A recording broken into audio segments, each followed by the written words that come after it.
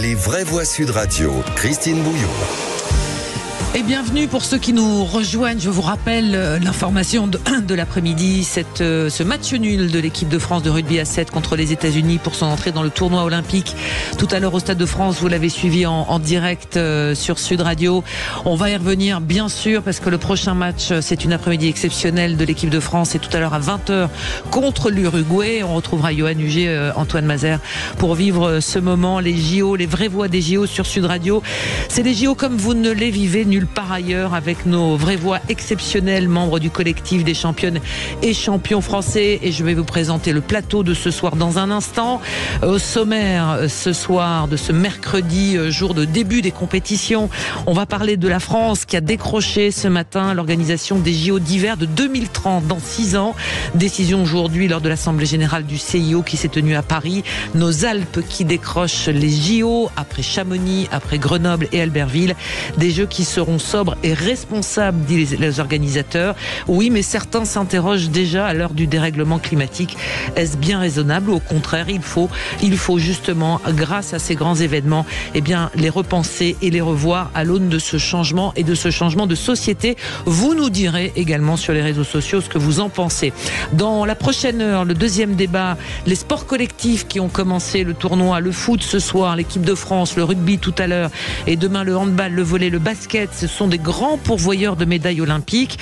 Est-ce que ça sera le cas? Comme à Tokyo, on avait récolté 6 médailles sur les 33. Est-ce qu'on va faire aussi bien, voire mieux? Vous nous direz ce que vous en pensez. On aura aussi un spécialiste justement de l'accompagnement dans les sociétés qui s'inspire du modèle du sport co français. Voilà pour une partie du sommaire. Vous pouvez réagir, vous pouvez nous appeler au 0826 300 300 bien sûr. Mais tout de suite, je vais saluer nos vraies voix des JO de ce soir. Marie-Claire Restou. Bonsoir Marie-Claire. Bonsoir. Tout va bien? Formidablement bien. Je rappelle le palmarès, championne olympique, championne du monde de judo et membre du collectif des championnes et champions français. Également avec nous ce soir et on le remercie, Jean-Luc Crétier. Bonsoir Jean-Luc. Bonsoir à tous. Et champion olympique de descente au JO d'hiver de Nagano va nous rejoindre dans un instant également Philippe Candeloro qui est en train de se connecter parce que lui il est pas avec vous Jean-Luc Crétier, Philippe Candeloro, il est pas dans les parages. Non, il n'est pas dans les parages. Moi, j'ai de la connexion, lui, il n'en a pas. Il n'en a pas. Voilà, ça s'appelle la connexion Internet, ça s'appelle les déserts Internet. C'est bien sûr Antoine Mazer qui est avec nous aussi pour cette émission. Je vous redis bonsoir, mon petit Antoine. Ça, vous remettez de ce match nul? Ah, un petit peu. On a du mal à s'y remettre, mais bon, heureusement, le rugby à 7, il y a un match dans moins de 3 heures. Donc ça va mieux. Qui peut remettre tout le monde d'accord. Jean-Luc, vous avez suivi les Bleus là qui sont rentrés en lice, ce 12-12 contre les États-Unis? Jean-Luc, est-ce qu'il nous entend? Oui. Est-ce que vous avez suivi ce 12-12 de l'équipe de France d'Antoine Dupont là, à l'instant? Ah oui, j'ai suivi le 12-12 et c'est dommage qu'ils prennent l'essai vraiment à la dernière minute parce qu'ils ont fait un magnifique match. Ouais, c'est vrai. C'est quand même très spectaculaire et très impressionnant ce rugby à 7. Et je salue également Gilles Gansman qui est là aujourd'hui. On se retrouve, Gilles. Et oui, absolument. Je ne fais pas partie du club des champions, mais bon, je suis content d'être accepté. À la limite, j'aurais pu tenter la lutte à une certaine époque. J'avais le physique pour, mais non. Bon, mais je suis champion des médias. Des médias, et c'est pour ça que vous êtes là, parce que dans la séquence, il n'y a pas que les JO dans la vie. On reviendra sur cette décision choc incroyable de l'Arcom qui a donc décidé d'arrêter C8 et Énergie 12 avec beaucoup d'infos que vous avez pu récolter tout au long de la journée. Alors dans ces vraies voix également aujourd'hui, on va saluer notre auditeur du jour. On va aller vers la plus belle ville du monde et de l'univers, c'est Toulouse. Bonsoir Richard, la fille qui est pas chauvine. Bonsoir à vous. Ah ouais, c'est bien. Il faut. Il fait beau à Toulouse, il fait pas trop chaud? Non, ça va. On a vécu pire, donc ça va. Non, c'est supportable. Bon, jeu de main, jeu de Toulousain, Richard. Dites-moi, cette équipe de France de 7, là, Antoine Dupont, le 12-12. Ça vous inquiète? Je travaillais là, donc. Mais par contre, ouais, mais c'est pas. Mais c'est très serré en fait. Hein, les derniers, les grosses équipes là, on a quasiment que des grosses équipes à jouer là. Et le 7-7, non, c'est pas inquiétant. Le 12-12, ils vont, je pense que ça va le faire. Ils sont 5e en tout, hein. Ils sont devant les États-Unis au classement du championnat à 7 mondial. Et c'est une belle équipe. Hein. Je pense qu'il faut les voir, il faut les supporter. J'étais allé à Madrid les voir et avec les filles, ils sont top. Les filles sont arrivées en finale et eux, ils ont gagné la finale à Madrid. Alors ça me donne des ailes, mais ils ont une équipe qui est un peu moins physique. Mais par contre, quel jeu! Avec des joueurs longilignes comme Joseph et après des peu plus costauds comme Pérez et Dupont hein, qui eux qui sont un peu plus rabelais mais ils font avec les moyens qu'ils ont et je trouve que ils font ça superbement bien. Donc voilà, il faut les supporter. C'est les outsiders, c'est pas les favoris. Bon, ça c'est ce qui vous plaît. Vous vouliez passer un petit coup de gueule, mais je crois qu'il va rejoindre à un moment donné celui de Jean-Luc. Vous vouliez nous parler de l'accueil de certains athlètes, Richard.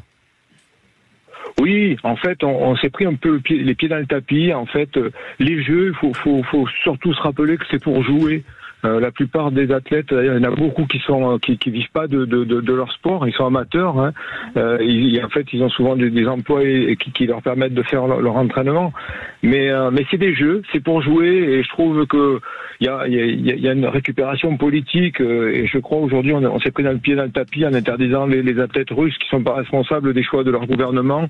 Et on s'aperçoit que là aujourd'hui, on est un peu dans la difficulté avec les athlètes israéliens qui on peut reprocher, on va dire, le 2 poids 2 mesures. Donc moi je serais partisan pour que tous les athlètes puissent venir et qu'ils puissent nous faire vibrer, nous faire rêver, nous donner envie de faire du sport. L'athlétisme c'est la mère de tous les sports, quoi, on va dire. Hein. Si vous faites de l'athlétisme petit, vous savez faire n'importe quel sport co. C'est la base. C'est la base. Hein, Marie-Claire, Jean-Luc. Moi je suis complètement en phase sur le fait que les sportifs sont pas responsables des décisions politiques de leur pays et que effectivement s'il y a un événement planétaire qui permet de se retrouver et de jouer et de se confronter dans le respect des règles, c'est bien les Jeux Olympiques. Donc voilà, je suis complètement d'accord avec l'auditeur de Sud Radio sur ce point. Avec Richard. Moi, Richard. Je voudrais juste rajouter un petit message. Par rapport à ce que vient de dire Marie-Claire, si des sportifs étaient responsables de ce qui se passe à travers le monde, on n'en serait pas là aujourd'hui. Ça, c'est Jean-Luc Crétier. C'est bien parti, ça part bien cette émission. On se mettrait tous d'accord sur la troisième mi-temps. Oui, mais vous comprenez qu'indirectement, vous représentez le pays. Quand vous défilez au nom de la France. Quand vous défilez avec le drapeau français, c'est au nom de la France. Et donc, il y a aussi ce côté de la représentation du pays, même si, évidemment, vous n'êtes pas responsable de tout ce qui se passe, mais vous défilez au nom de la France. C'est vrai, je le reconnais. C'est juste pour l'hymne à la fin et pour faire le compte des médailles. Mais en fait, pour le reste, c'est des athlètes qui s'entendent bien entre eux, qui vivent ensemble, qui partagent les mêmes difficultés et où en fait c'est la reine des compétitions. Je trouve que et dans une carrière, on peut pas, si on la rate une fois, c'est difficile de la refaire 2 fois, ou certains chanceux la font 3 fois, comme Maillère, mais c'est quand même quelque chose d'assez exceptionnel, et je trouve que on est assez injuste vis-à-vis des sportifs. Bon, Richard, vous restez avec nous dans cette première heure. Il y a un débat qui arrive, un quiz également avec. Vous pourrez choisir qui vous voulez autour de cette table, et surtout, mesdames, messieurs, je voudrais qu'on applaudisse celui qui marche, l'homme qui marche dans ces montagnes. C'est Philippe Candeloro. Bonsoir, Philippe. Bonsoir. C'est pas la peine. Ah, on a perdu le réseau. Philippe. Non, ça marche pas. On va essayer de reconnecter pour tout vous dire. Donc Philippe Candeloro qui est en direct de La Plagne. On le sait, il était là aussi pour cette, on va dire, nomination, cette désignation des Alpes françaises pour 2030. On va essayer de régler ça au niveau du studio. On va s'arrêter un court instant, si vous le voulez bien, avec vous, les vraies voix des JO, Marie-Claire Estou, Philippe Candeloro, Jean-Luc Crétier.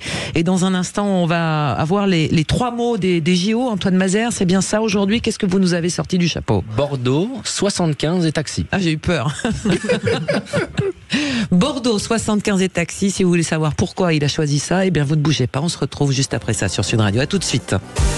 Et avec les vraies voix des JO sur Sud Radio, vous le savez, jusqu'à la fin des Jeux Olympiques, avec le collectif des champions et des championnes françaises. Ce soir, autour de la table, Marie-Claire Restou, championne olympique, championne du monde de judo. Jean-Luc Crétier, champion olympique de descente des JO d'hiver de Nagano. Et Philippe Candeloro, également vice-champion du monde de patinage artistique, double médaillé aux Jeux Olympiques d'hiver, que du lourd, comme on dit. Et dans un instant, on va ouvrir la question justement de l'attribution par le CIO de la candidature des Alpes françaises pour 2030. On va revenir avec vous tous autour de la table, mais pour l'instant, c'est donc l'heure des 3 mots de l'info des JO. Antoine Mazer, et vous avez décidé de commencer par le mot Bordeaux. Bordeaux, oui, si je vous dis Zidane, Lizarazu, Giresse, Paoletta ou encore Gourcuff, vous me dites bien sûr les Girondins de Bordeaux. Ouais. Le club mythique de football a annoncé hier renoncer à son appel contre leur relégation administrative en nationale.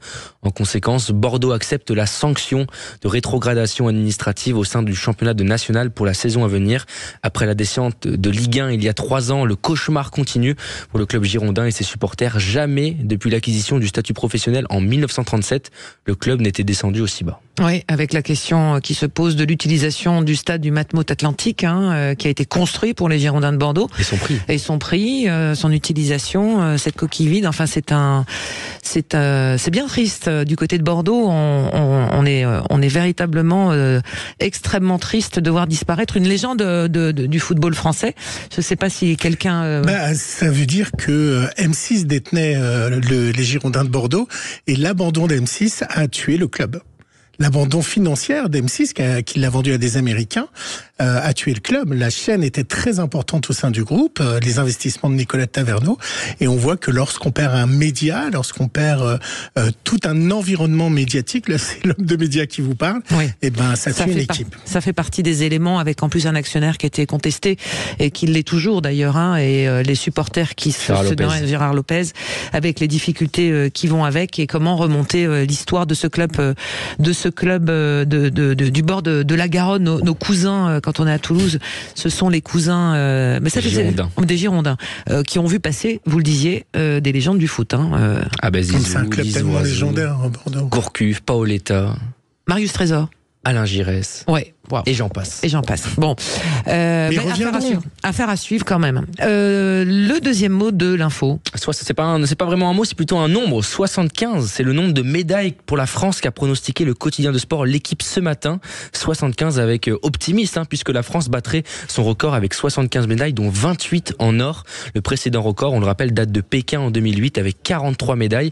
Parmi ces pronostics de l'équipe, on retrouve la médaille d'or de l'équipe de France de rugby à 7, notamment la médaille de bronze des féminines d'Hervé Renard, 9 médailles en judo, notamment 7 en or, et également un triplé pour Léon Marchand en natation. Et hier sur France 2, il y avait un documentaire qui s'appelait Les 100 médailles, où on essayait de trouver quelles 100 médailles on allait avoir. Vous y croyez, Marie-Claire ? Et moi, je trouve que c'est horrible de mettre une pression comme ça aux sportifs. Marie-Claire, Jean-Luc, de faire de la comptabilité.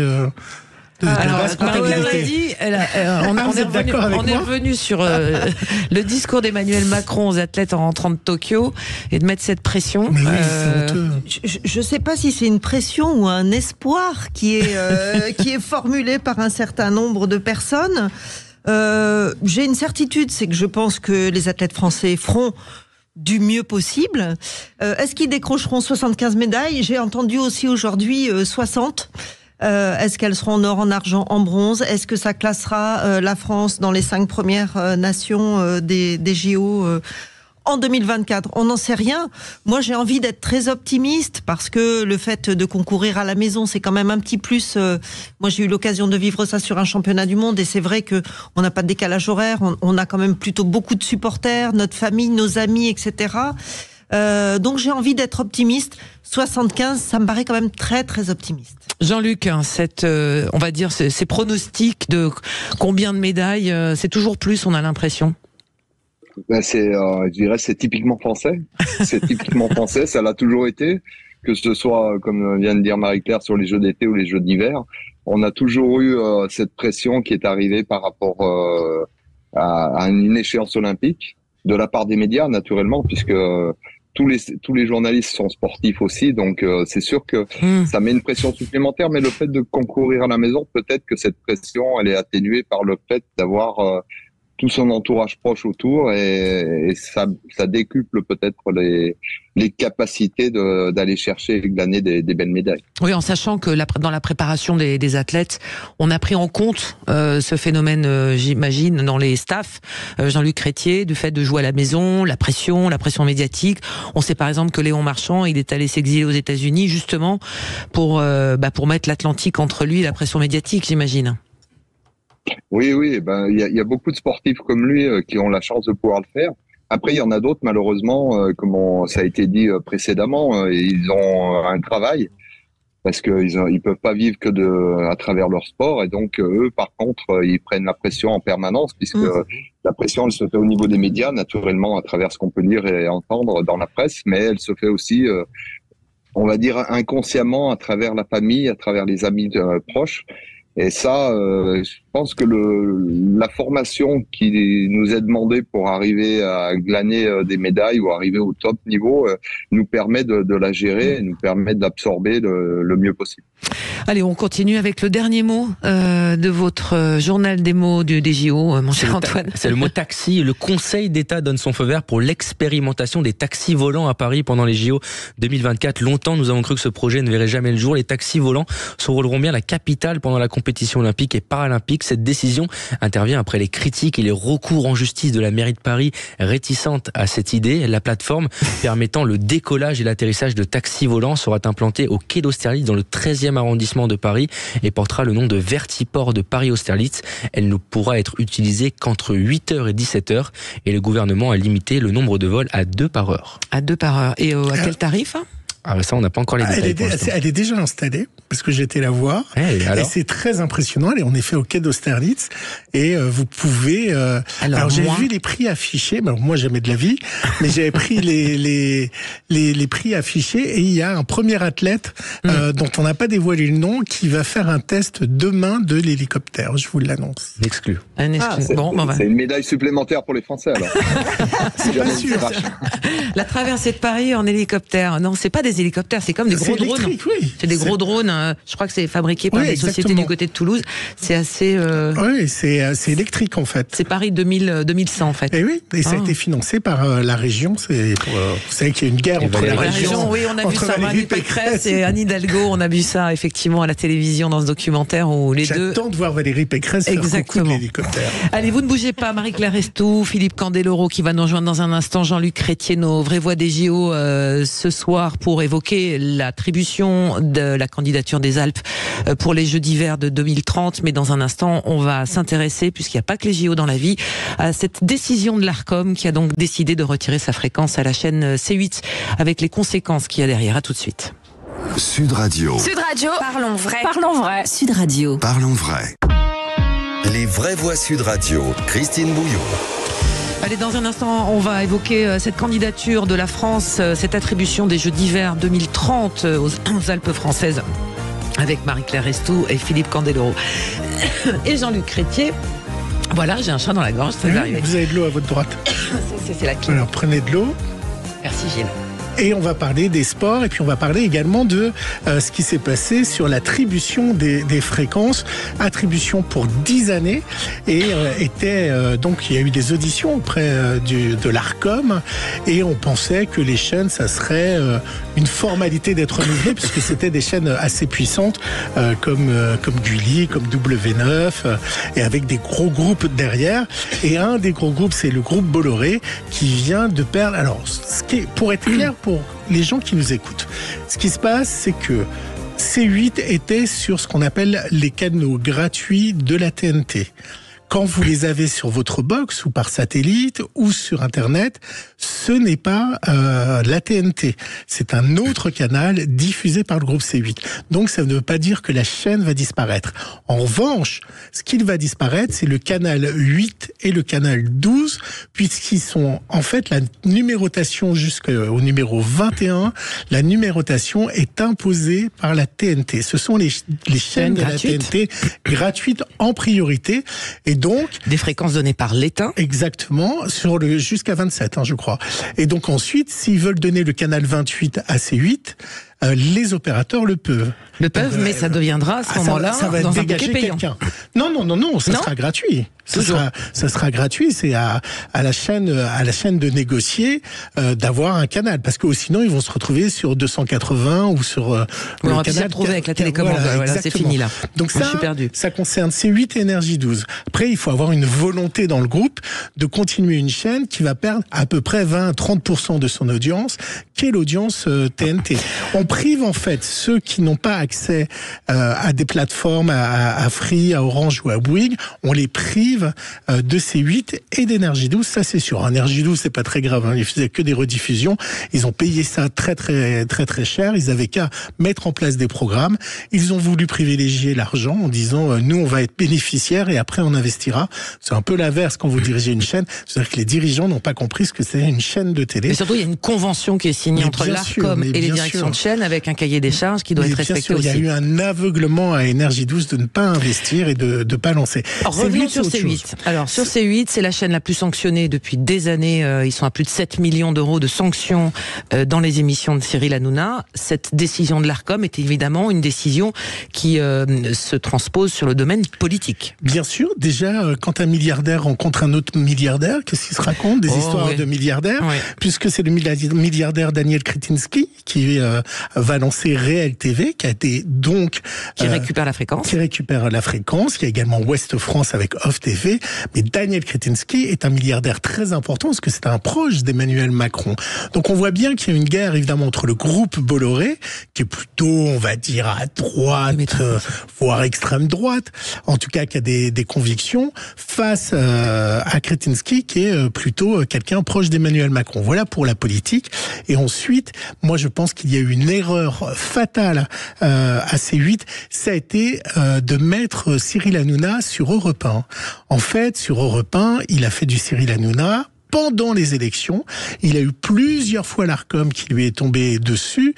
Il a mal parlé de l'Arcom. Et donc ça, évidemment, l'Arcom l'a indirectement sanctionné en se disant on va jamais arriver à le cadrer, puisque plusieurs fois, moi j'ai regardé les auditions, plusieurs fois dans les auditions, ils ont dit bon, c'est bon, on va mettre un délai, vous savez, ce qu'on appelle un time delay de 45 minutes pour qu'on puisse maîtriser notre antenne. Et plusieurs fois, les membres de l'Arcom lui ont dit mais pourquoi vous ne l'avez pas fait avant? Pourquoi vous n'avez pas maîtrisé votre antenne aux premières sanctions? Dès qu'il y a eu des sanctions, vous auriez dû mettre en time delay. Oui, mais maintenant on va le faire. Non, mais pourquoi vous ne l'avez pas fait avant? Pourquoi vous n'avez pas mis de time delay? C'est revenu plusieurs fois et ils se sont empêtrés là-dedans. Alors, on va voir ce qui va se passer à la rentrée parce que tout ce que je vous raconte, c'est que ça démarre que le 28 février 2025. La passation entre les chaînes de télévision, c'est le 28 février 2025. Ça veut dire que jusqu'au 28 février 2025, vous aurez C8 et vous aurez Cyril Hanouna à l'antenne. Et donc, évidemment, on va voir comment il se comporte, puisque il y a plus de choses. On va voir si C-Star se transforme en C8, s'il continue le canal sur une autre chaîne en négociant avec les opérateurs, et puis si évidemment il y a une réaction de Canal+. Faut pas oublier quand même que le groupe Bolloré, c'est un groupe très puissant avec Europe 1, avec des journaux. C'est également Canal+. Canal+ finance le sport, Canal+ finance le cinéma. Donc il y aura forcément une réaction par rapport à cette sanction et puis surtout, on verra ce que va faire avec moins de moyens une télévision qui va remplacer C8, qui avait des moyens colossaux et qui diffusait aussi des films, des grands téléfilms. Il y avait beaucoup de choses quand même. Il y avait le matin qui existait. Ça coûte cher de faire une émission avec William Lémergie, de faire de l'antenne comme ça le matin. Il n'y a pas de chaîne TNT qui fait le matin à part C8. Donc il y avait des choses comme ça, les émissions sur les animaux. Sur W9, vous n'avez pas d'émissions ni le matin, ni l'après-midi. Vous avez que des rediffusions et vous avez que du prime time sur W9. C'est le cas sur Gulli, qui a évidemment des investissements de dessins animés, mais C8 était un peu cette chaîne-là. C'était devenu le poids lourd. Ce qu'a dit Gérald Brice-Viret, qui est le DG de Canal+, a dit que c'était un mépris pour le public. Je suis pas loin de le penser. Décision politique ou pas, on y reviendra dans les émissions de débat déjà demain matin. Ah oui, avec pas vous, mais on va en parler sur Sud Radio. radio, bien sûr. Non, mais on va continuer. Et puis surtout à la rentrée, oui, on va voir tout ça. Avec Valérie, expert aussi à la rentrée. Vous restez avec nous jusqu'à la fin. Je reste avec vous. Allez, on va parler des JO d'hiver. Cette attribution aussi, ça fait débat chez certains, en tous les cas. Oui, alors quand j'ai regardé ça, j'avais un peu l'impression de voir le dîner de con, vous savez. Attention. On l'a eu, et pour pas cher, je crois. Je crois qu'on a eu le contrat. Attention, les JO 2030, les JO d'hiver sont les Alpes qui vont. Il n'y avait pas de candidature, mais on verra pourquoi aussi. Et surtout, qu'est-ce que ça veut dire de ces grands rendez-vous? On voit ça dans un instant sur Sud Radio avec nos vraies voix des JO juste après la pause sur Sud Radio. Nos vraies voix ce soir, Marie-Claire Restou, Philippe Candeloro, Jean-Luc Crétier. On se retrouve jusqu'après ça, tout de suite. Sud Radio. Sud Radio. Parlons vrai. Parlons vrai. Sud Radio. Parlons vrai. Les vraies voix Sud Radio. Christine Bouillon.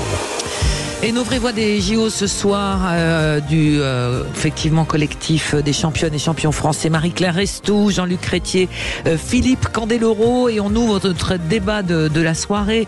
Donc ce matin, le CIO a voté et a attribué donc aux Alpes françaises l'organisation des JO d'hiver de 2030. Alors des Jeux qui seront sobres et responsables.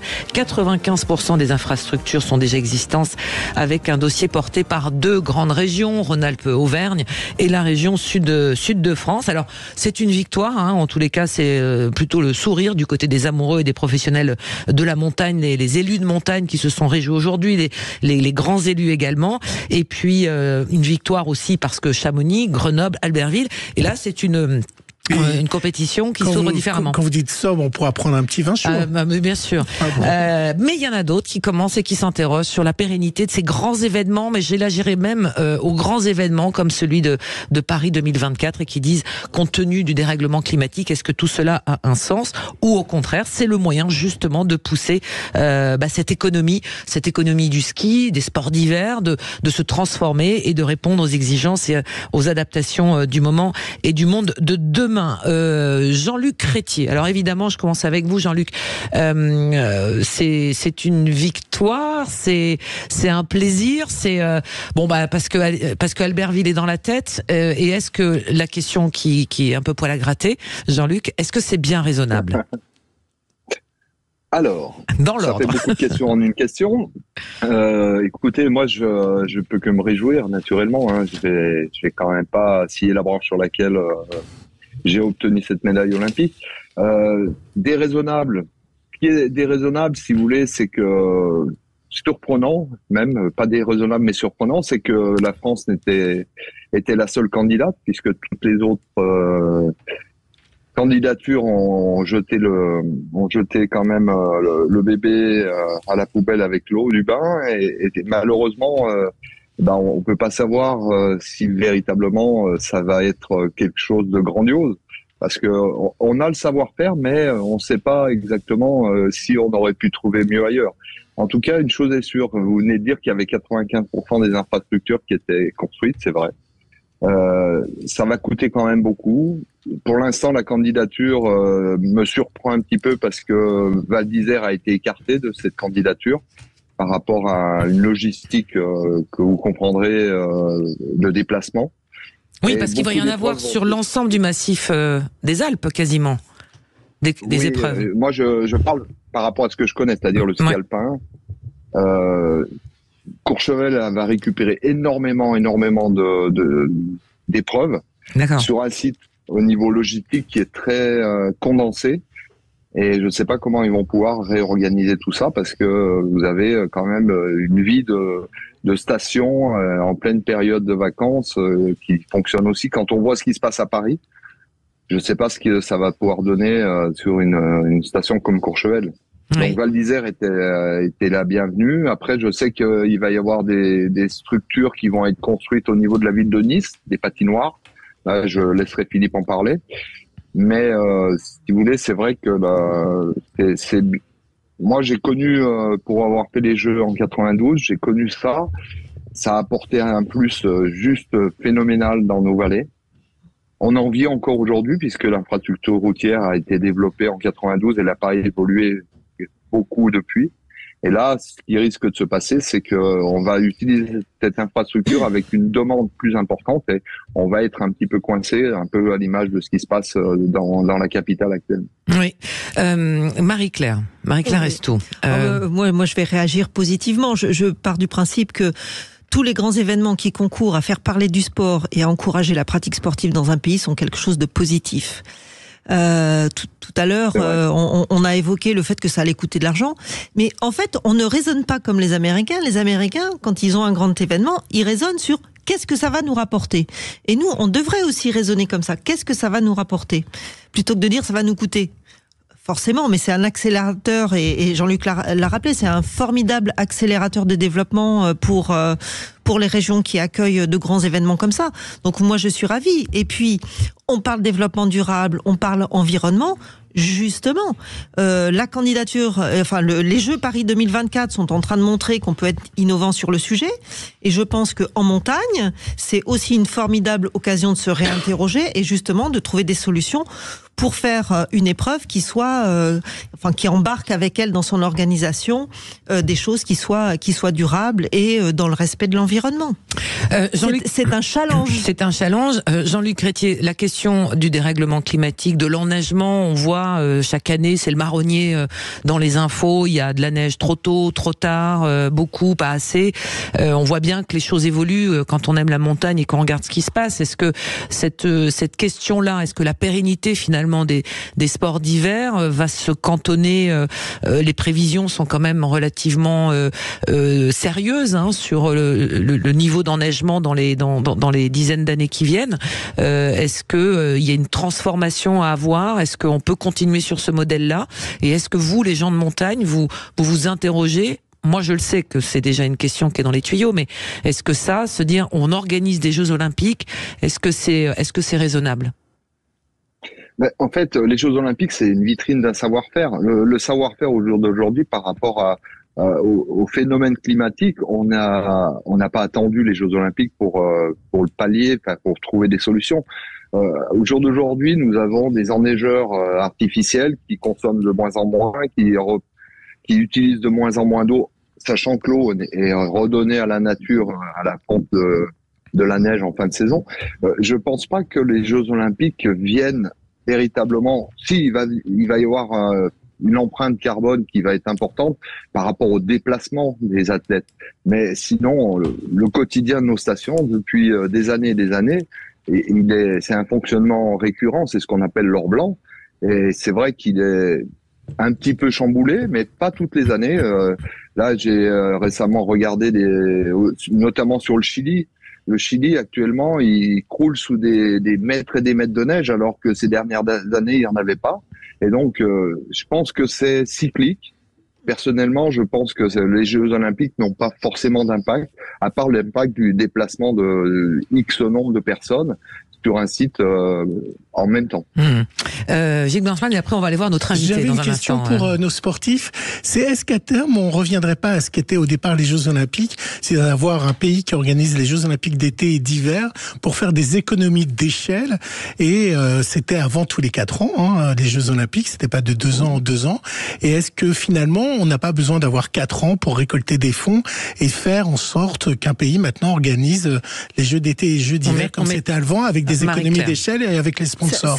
Mais c'est une question de néophyte. Non, mais c'est une très bonne question parce que ça pose la question de la temporalité des grands événements. Je prends l'exemple du judo. Les championnats du monde, c'était tous les 2 ans avant. À mon époque, c'était tous les 2 ans. Maintenant, c'est tous les ans. Oui. Et effectivement, les Jeux d'hiver été-hiver ont été intercalés. Avant, on faisait les 2 la même année.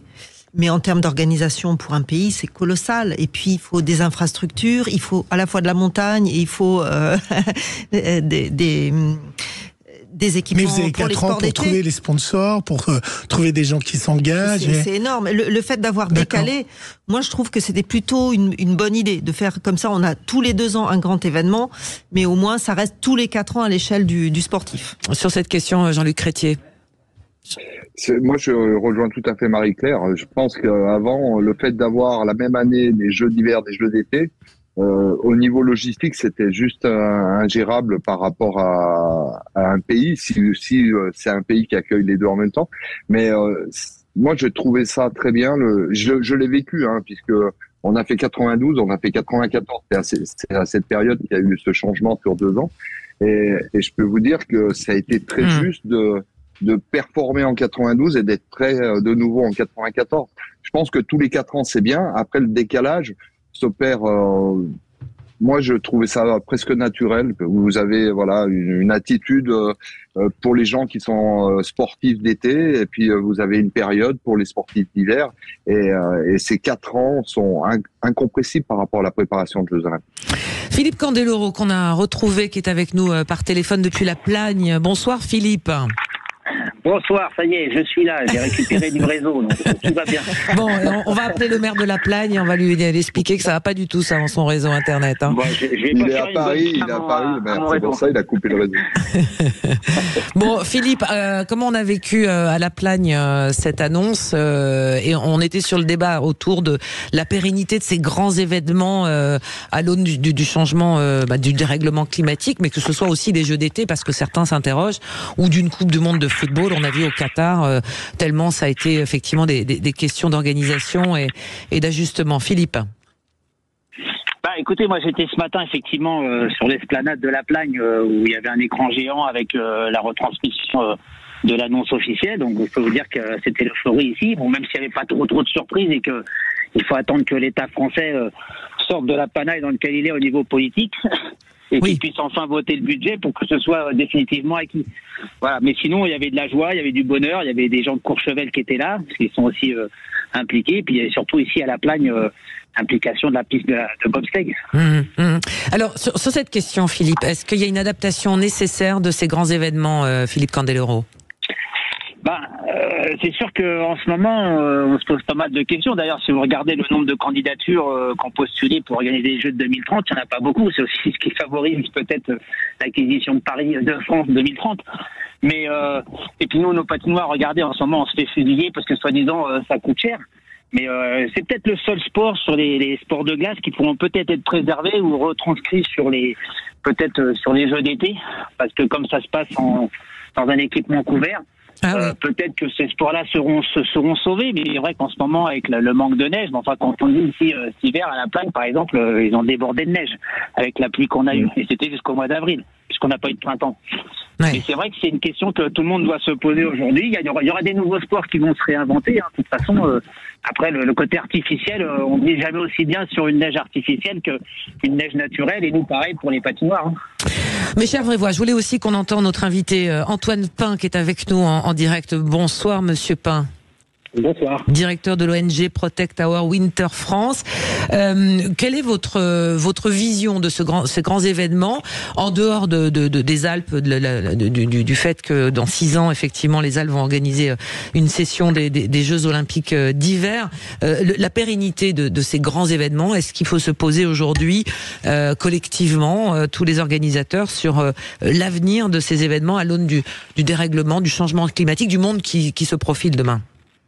Je pense qu'on peut élargir la question à l'utilité sociale de ces événements-là pour les populations des pays qui reçoivent les événements. Je me trouve moi-même aujourd'hui à Paris pour une conférence sur les enjeux environnementaux autour des CIO, et c'est vrai qu'il a été pour moi assez surprenant de payer un billet de métro 2 fois plus cher que d'habitude dans le cadre de ces événements-là, et qui peuvent être des symboles très forts et marquants en fait pour les populations, de voir l'impact que l'organisation de ces événements-là ont sur leur vie.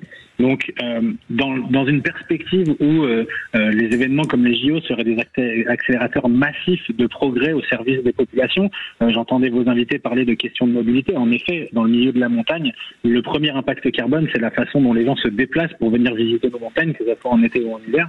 Et si l'occasion d'avoir ces événements-là peut mettre en avant des politiques de transport ambitieuses qui permettent le retour du train, du bus, le fait qu'on puisse placer sa voiture directement chez soi et vivre la montagne en n'ayant pas à la prendre, ce sont des opportunités qui peuvent être intéressantes. Malheureusement, dans le cadre de 2030, le timing, on se rappelle qu'il nous reste uniquement 5 ans et demi entre la date ce matin de validation sous condition de la candidature française et des Jeux qui auront lieu en 2030. laisse peu de place à des chantiers d'ampleur qui pourraient transformer le visage, notamment du transport et de la mobilité à destination de nos montagnes. Oui. Et surtout, en ce qui concerne 2030, on voit que c'est un projet qui a été proposé par des régions qui ne semblent pas vouloir entendre des avis divergents. Moi, je fais partie d'un collectif qui a créé 17 critères qui pourraient permettre à l'événement d'être en accord avec l'accord de Paris pour limiter le réchauffement global à 1,5 degré. Et suite à notre visite à l'Élysée avec cette liste de 17 critères, la présidence de la région Auvergne-Rhône-Alpes a décidé de citrer pendant un temps les subventions d'une association professionnelle dont les adhérents sont des entreprises comme Rossignol-Salomon, citrer 30% de leur financement parce qu'ils n'étaient pas contents de voir des potentiels partenaires exprimer des ambitions climatiques. Donc, ça laisse perplexe. Et les discussions continuent. Antoine Pin, vous êtes effectivement la discussion autour de ça avec les membres du CIO à Paris, directeur de l'ONG Protect Our Winter France. On voulait avoir votre avis sur ces grandes réflexions. On l'entend bien finalement les uns les autres qu'il y a des réflexions, il y a des discussions. Tout le monde est conscient des enjeux, plus ou moins à une échelle plus ou moins grande, Philippe Candeloro, mais tout le monde est conscient pour préserver ces grands rendez-vous internationaux, ces grands rendez-vous sportifs. De toute façon, le climat, sans doute, nous rappellera à l'ordre. Bah évidemment qu'on a envie de préserver cette grande fête du sport que sont les Jeux Olympiques, même si en ce moment, on va dire que certains athlètes, et moi y compris, on trouve ça malheureux qu'on puisse pas y participer plus activement, parce que on est effectivement les anciens, on est des doyens pour les jeunes aujourd'hui. Alors c'est pas aux jeunes de s'occuper de nous, mais je pense qu'il y a d'autres collègues qui auraient pu faire en sorte qu'on soit un petit peu plus impliqués, surtout les sportifs des Jeux d'hiver qui, je trouve, sur Paris 2024, sont un peu écartés de cette candidature. J'aimerais bien qu'on inverse les choses en 2030 et peut-être qu'on fasse donner la leçon à Monsieur Tony Estanguet, par exemple, qu'on le laisse de côté. Alors que moi, c'est pas ma philosophie des Jeux Olympiques. On est tous de la même famille, qu'on soit des sports d'hiver ou des sports d'été. Après, je voudrais juste revenir sur ce que le monsieur a dit là, juste avant. Sur la candidature 2030, il faut quand même souligner la chose importante, c'est que c'est tellement espacé depuis entre Chamonix et Nice qu'il y a très peu d'infrastructures à reconstruire, à part la nouvelle patinoire à Nice, ou que ce sera une double piste, puisque de toute façon, il nous en faut une là-bas pour rénover celle qui existe depuis 50 ans. Mais sinon, je trouve que c'est plutôt pas mal d'éclater les sites aujourd'hui, puisque de toute façon, entre les skieurs et les patineurs, ça fait déjà 3-4 Olympiades qu'on est un petit peu éclatés les uns avec les autres et qu'on se retrouve pas forcément. Donc la fête est plus au rendez-vous, mais c'est vraiment la réunion du sport et des compétitions qui doivent perdurer, ça c'est sûr. Bon, et ben écoutez, le débat est ouvert et je pense que ça va donner lieu, parce que vous le précisiez, Philippe Candeloro, l'État n'a pas encore co-signé cette garantie financière. Il est nécessaire, mais la dissolution est passée par là, donc c'est pas Gabriel Attal qui peut signer au bas de la page. Il faut attendre un nouveau gouvernement. Il y a pas de signature, vous savez, peut-être il faut peut-être revoir tout du début. Est-ce que quelqu'un sait autour de cette table, Philippe, Jean-Luc, si l'État ne dit pas on vous suit, l'État, ça tombe à l'eau? Si c'est une condition suspensive, ça tombe à la neige. Ça tombe à la neige, à la baille. Bon, et ben après, Christine, je pense qu'ils n'auraient pas fait tous pataquès s'il n'y avait pas une solution de sortie, même après le mois d'août. Moi, ce que je trouve un peu égoïste de la part des politiques, c'est que justement, il faut faire au plus vite, parce qu'on passe encore pour des charlots, quoi. C'est tout. C'est que déjà sur nos Jeux Olympiques, arriver à un bazar monstre politique pendant les Jeux, c'est un truc invraisemblable, et on pense pas aux sportifs qui ont mis des années pour pouvoir être au rendez-vous et au top à ce niveau-là. Et là-dessus, je trouve vraiment dégueulasse que les uns et les autres se tirent la bourre. Pour, même si ça dépend de notre pays, ça dépend de notre avenir à tous. Mais je pense que là-dessus, il faut une grosse erreur. Et à l'inauguration, Marine Le Pen fera peut-être un truc d'accès. Peut-être. Mon cher Gilles, je voudrais faire un petit retour vers Richard, qui est notre auditeur, qui nous suit, qui est avec nous en fil rouge depuis Toulouse. Richard, vous êtes derrière la candidature, ça vous plaît, les Alpes 2030? Financièrement, il faudra voir si on n'aura pas en 2030 des choix qu'on ait rien à faire entre l'hôpital et les Jeux d'hiver. Donc je pense que Philippe a raison quand il dit que nos politiques utilisent les Jeux. En fait, ils ont besoin de sérénité, nos sportifs. Et je pense qu'en étant la seule candidature, on aurait pu peut-être trouver une solution de cofinancement avec d'autres pays qui auraient pu candidater, et moyennant en disant, en mettant en jeu le fait qu'on n'ait pas forcément les moyens de le réaliser. Tout seul. Je pense qu'on est très arrogant et je pense j'espère qu'on ne décevra pas tout le monde en faisant croire qu'on pourra le faire et sans pouvoir le faire. Bon, Richard, vous bougez pas. Ce sera peut-être l'avenir des Jeux Olympiques, des candidatures co-portées par plusieurs pays mitoyens. La Suisse l'avait fait avec l'Allemagne, je crois, ou l'Autriche. À une époque. Ah non, c'était dans le football. Oui, non, c'est dans d'autres compétitions. L'avenir nous le dira, mais pour l'instant, les Jeux sont des candidatures uniques, de villes uniques. C'est pas encore là, c'est la première fois que c'est un massif, c'est 2 régions. Ça, en revanche, c'est effectivement une grande première. Richard, mes chers vraies voix, Marie-Claire Estou, Philippe Candeloro, Jean-Luc Crétier, Gilles Gansman, vous allez jouer avec nous. Antoine Mazer a aiguisé ses questions parce que c'est l'heure du quiz. Le quiz des Jeux Olympiques. Richard, vous voulez jouer avec qui ce soir autour de la table? Le meilleur. C'est le moment où je repère le réseau, là. Ah, vous partez? Mais non, Philippe. Non, quand te reverrai-je? En général, vaut mieux que je m'en aille. Et puis, il faut dire à Richard qu'il me choisit pas. Regardez ce qui est arrivé lundi. En fait, Philippe, il aime pas perdre. Il déteste perdre. Comme tous les sportifs. J'aime travailler, mais j'aime pas réviser, si vous voulez. C'est ça. C'est ça. toute la différence. Non, en plus, il vous a choisi, Richard, mon cher Philippe. Ouais. Bon, on va essayer. Hein. C'est pas grave, Philippe. Allez, le ridicule ne tue pas, on nous a dit, nous, les sportifs. Alors, on rappelle les règles. Avant de répondre à la question, on donne son prénom. Si vous donnez une mauvaise réponse, vous ne pouvez plus rejouer, c'est l'équipe adverse qui joue. C'est bien vrai? Exactement. On va y avoir un petit Donc, Richard, Philippe Candeloro d'un côté, Marie-Claire Estou, Jean-Luc Crétier, Gilles Gansman de l'autre côté. On y va pour la première question. Dans quel stade jouera l'équipe de France de football ce soir face aux États-Unis? À Marseille. Dans quel stade? Oui, il faut dire son prénom. Philippe. Il faut dire son prénom. Mais il y en a qu'un. C'est Philippe. Mais il faut dire son prénom. Tu dis Gilles et tu donnes la réponse. Ouais, parce que sinon, il n'a pas dit Philippe Vélodrome. Oui, personne n'a dit le réseau.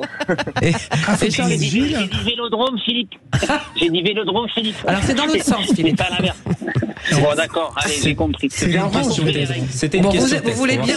Vous êtes quand même incroyable parce que pour des sportifs, vous n'êtes pas tricheurs et vous suivez bien les règles. C'est ça qui est super. Vous n'avez pas écouté Christine Bouillot qui a rappelé les... Je répète. Vous donnez votre prénom, vous donnez la réponse. Comme ça, personne se... Et si vous vous trompez, c'est le camp adverse. C'est la balle à l'autre équipe. Balle à l'adversaire. Dans quelle discipline nous pourrons retrouver l'athlète Sacha Zoya? On donne son prénom avant. Ah, c'est celui qui va être en jupe. Philippe 110 mètres, ouais. C'est une bonne réponse. Oui, celui qui va être en jupe. Exactement, il sera en jupe vendredi soir pour la cérémonie d'ouverture. Bah, il a bien raison. Avec ça, il va peut-être gagner l'Eurovision l'année prochaine.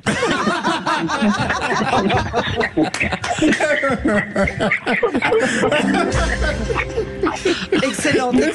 Elle est excellente. Pour la team Philippe, auditeur. Ça mérite 2 points. Bon, c'est bon.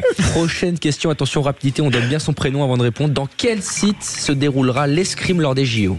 Marie-Claire, Grand Palais. Richard, Châteauroux. Ouais. Châteauroux? Richard, non, Châteauroux, c'est le tir. Là, on a dit l'escrime.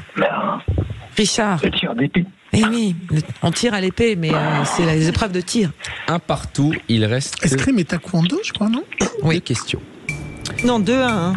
Attention, il faudra bien il faudra bien donner son prénom avant de répondre. Quel est le record du saut à la perche détenu par le jeune prodige suédois Armand Duplantis? Philippe, Jean-Luc. Vas-y, Philippe. 6-23. 6m22. J'ai entendu Philippe d'abord. Faut dire son prénom. Philippe 6-13. Non, c'est une mauvaise réponse. Ma chère, 6-22. Alors Jean-Luc, combien? Jean-Luc 6-22. C'est une bonne réponse. Bravo. Moi, j'ai anticipé sur le prochain record. 2 partout. On est total à la bourre, hein, je vous le dis tout de suite. Il reste une seule question. Alors attention, là c'est la but en or. Quelle discipline olympique se joue à 3 contre 3, mais également à 5 contre 5?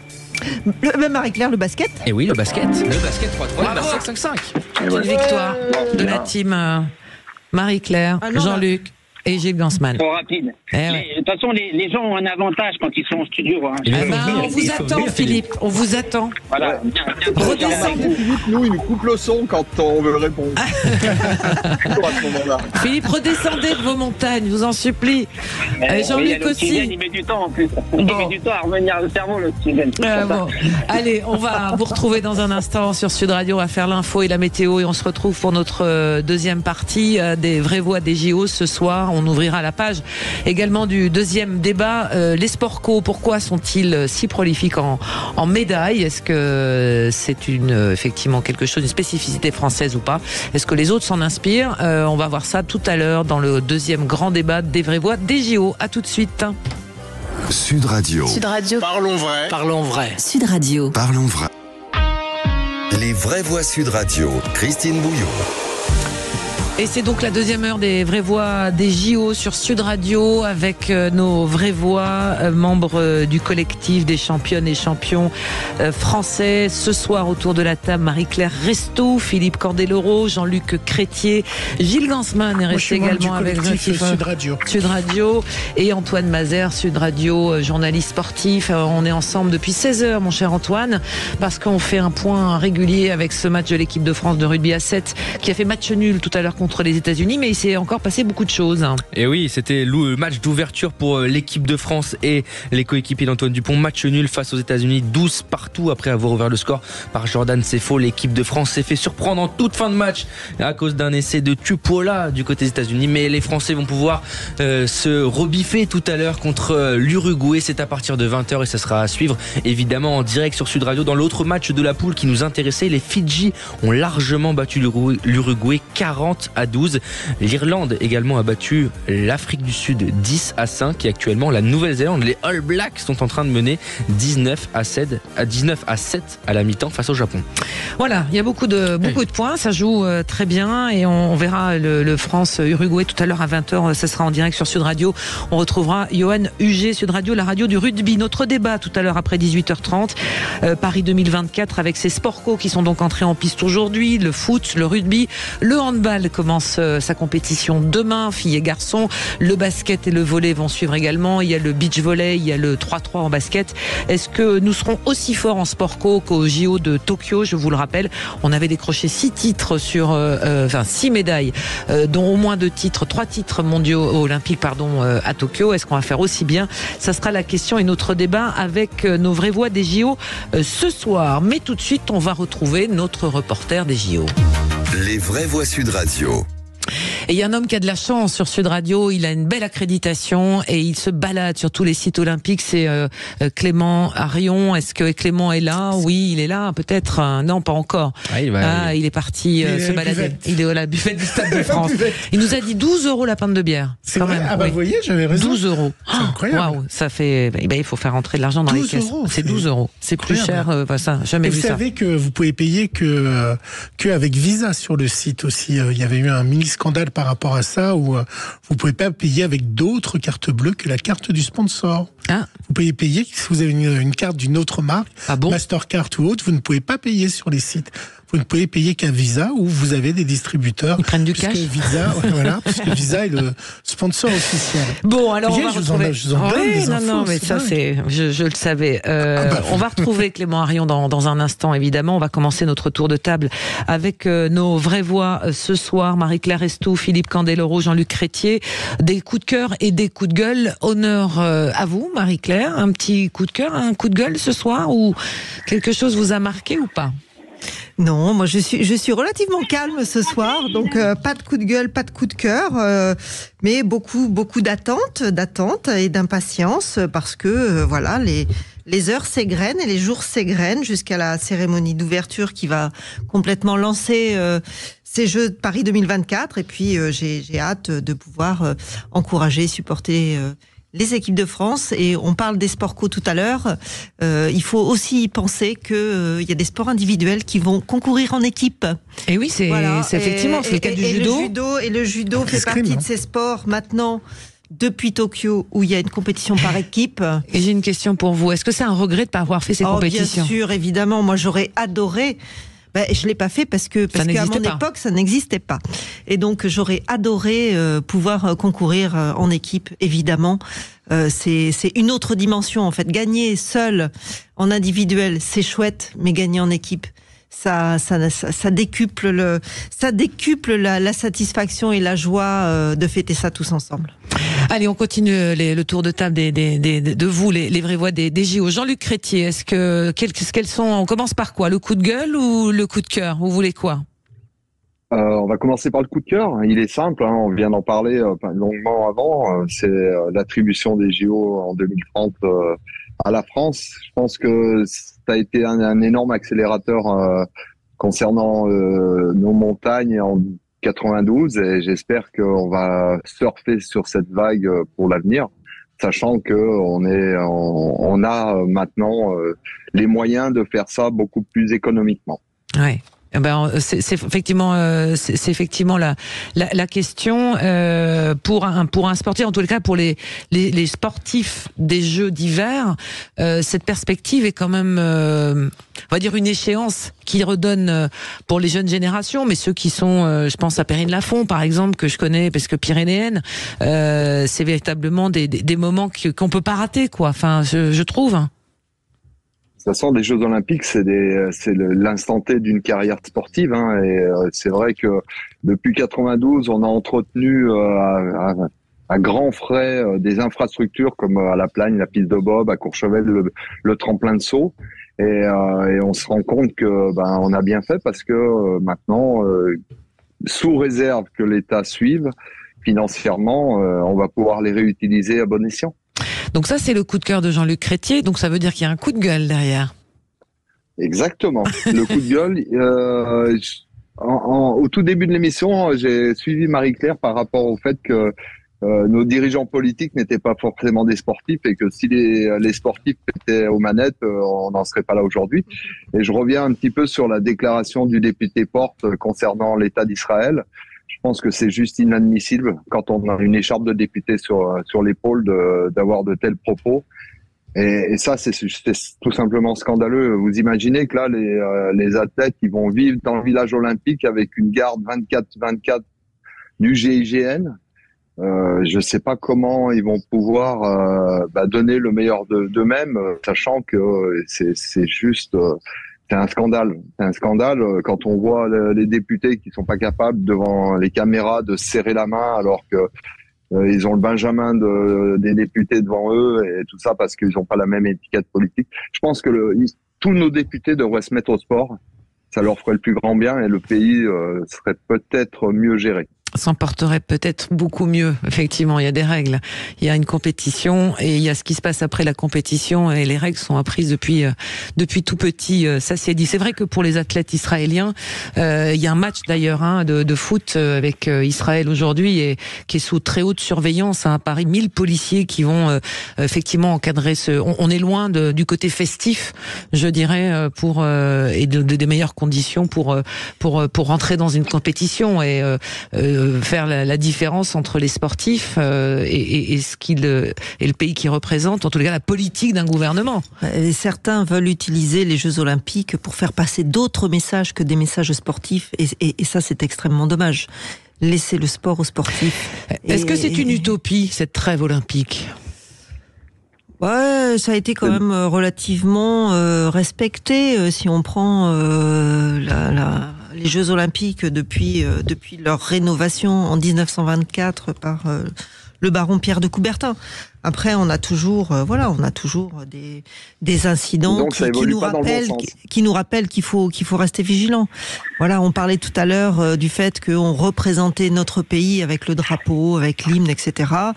Moi, je suis tout à fait d'accord pour que sur certains pays, les athlètes puissent rester neutres, mais au moins puissent concourir et puissent montrer ce qu'ils valent sportivement sur un terrain avec les règles du sport. Il a été révélé que vendredi, Monsieur Sbar, pour le représentant du CIO, a axé son discours sur ça, sur la trêve, et tout son discours va être sur la trêve des Jeux Olympiques. Ça a été annoncé ce matin.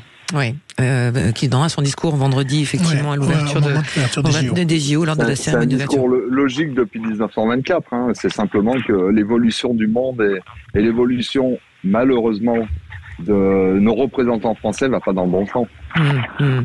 Oui, il y a des précédents. Les JO sont un événement sportif et à la fois politique. C'est toute l'ambivalence. Et planétaire et retransmis aux quatre coins du monde. C'est l'événement le plus retransmis au monde. Donc, à suivre aussi, comment cet accueil des athlètes israéliens. Ils sont archi protégés, vous le disiez, Jean-Luc Crétier. Ils sont 24 heures sur 24 surveillés, une bulle autour d'eux pour les protéger. On se souvient du précédent quand même, Munich. C'était pas il y a 100 ans. Donc, c'est effectivement pour eux une séquence qui est pas forcément. Ils sont quand même les bienvenus pour cette compétition ici à Paris. On continue le tour de table des coups de cœur et des coups de gueule. Philippe Candeloro, on vient vers vous dans un instant. Gilles Gansman. Moi, j'ai un coup de cœur et un coup de gueule en même temps. Le coup de cœur, c'est enfin a été levé la grève des intermittents et des danseurs qui vont être à la cérémonie d'ouverture. Ouais, bonne nouvelle. Ils ont obtenu de l'argent, ce qui est quand même assez dingue.